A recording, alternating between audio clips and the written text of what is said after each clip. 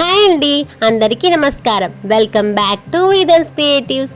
ఈరోజు ఒక మంచి స్టోరీతో మళ్ళీ మీ ముందుకు వచ్చేసిందండి. ఛానల్ని ఇంకెవరైనా సబ్స్క్రైబ్ చేసుకోకుంటే వెంటనే వెళ్ళి సబ్స్క్రైబ్ చేసుకోండి. తల్లి మాట వినకపోవడంతో పిల్లబాతు ఒక పెద్ద గుణపాఠాన్ని నేర్చుకుంది.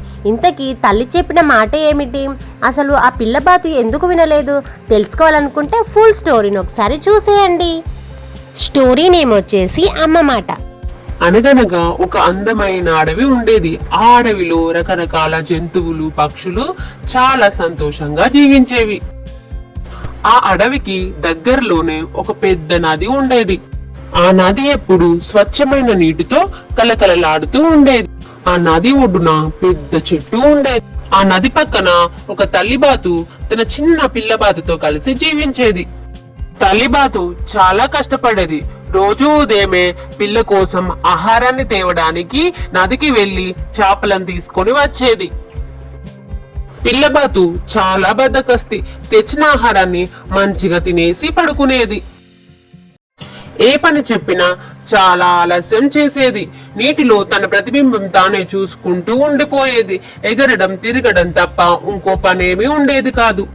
ఒకరోజు తల్లి పిల్లబాతును పిలిచింది. బిడ్డ, నువ్వు పెద్దదవుతున్నావు. ఇక నుండి నువ్వు నాతో నదికి చేపలు పట్టడానికి రావాలి. జీవితంలో కష్టపడి బతకడం నేర్చుకోవాలని తల్లిబాతు పిల్లబాతుకు చెప్పింది. పిల్లబాతుకు నదికి వెళ్ళడం ఏమాత్రం ఇష్టం లేదు. అయినా కూడా సరే అమ్మా, వస్తాను అని చెప్పింది.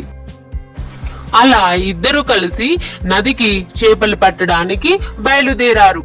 నదిలో చేపలు బాగా మెరిసిపోతున్నాయి.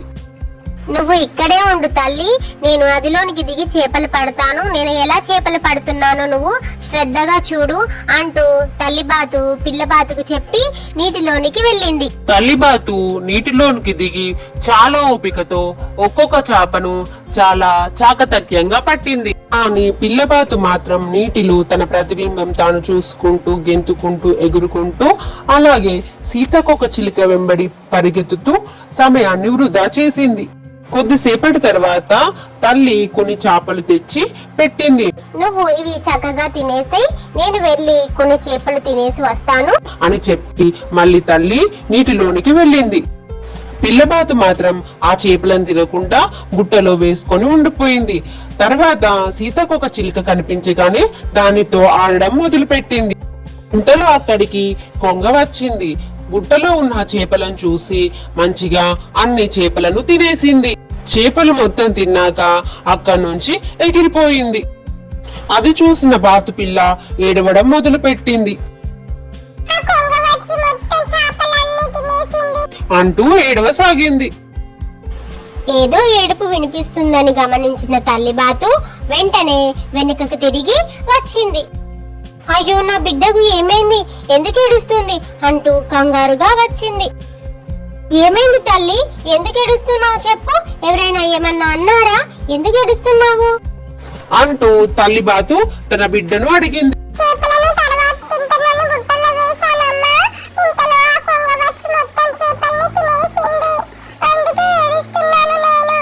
అంటూ పిల్లబాతు చెప్పింది.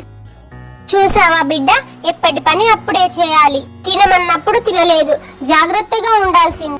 నీ అజాగ్రత్త వల్ల కష్టపడి సంపాదించింది మొత్తం పోయింది. అందుకే ఎప్పటి పని అప్పుడే చేయాలి అంటూ ప్రేమగా దగ్గరికి తీసుకుంది.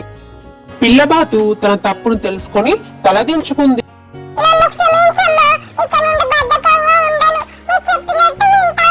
తన తప్పును తెలుసుకొని క్షమాపణ చెప్పింది పిల్లబాతు. పద, ఆకాశం నారింజ రంగులోకి మారింది. సాయంత్రం వేళ అవుతుంది. తొందరగా ఇంటికి వెళ్దాం పద అంటూ ఇద్దరు కలిసి ఇంటికి బయలుదేరారు. ఎప్పటి పనిని అప్పుడే చేసుకోవాలి, లేదంటే అజాగ్రత్త వల్ల ఉన్నదాన్ని కోల్పోతాము. స్టోరీ నచ్చిందా ఫ్రెండ్స్? స్టోరీ నచ్చితే ఈ వీడియోకి ఒక లైక్ ఇవ్వడం మాత్రం అస్సలు మర్చిపోకండి.